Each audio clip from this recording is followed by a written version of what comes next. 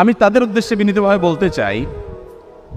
আপনি বিবাহের আগে কারোর সাথে কোনো রিলেশন করলেন, কোনো সম্পর্ক করলেন বিবাহ ছাড়া,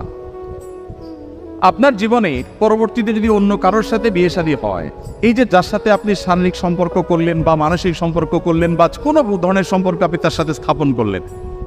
এই যে আপনার আদান প্রদান, এই যে আপনি ভালোবাসা তার সাথে বিনিময় করলেন, পরবর্তীতে আপনার জীবনে যিনি ফিরে আসবেন,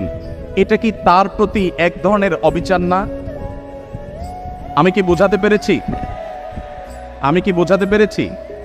আপনি এখন যার সাথে সম্পর্ক করছেন, রিলেশন করছেন, আপনার জীবনে যে বৈধ জীবন সঙ্গী বা সঙ্গিনী আসবেন, আপনি যদি আগে কারোর সাথে সম্পর্ক করে থাকেন, কারোর সাথে আপনার যদি ভাব বিনিময় হয়, ভালোবাসা যদি আদান প্রদান করেন, তাহলে পরবর্তীতে যে ভালোবাসাটা আদান প্রদান করছেন,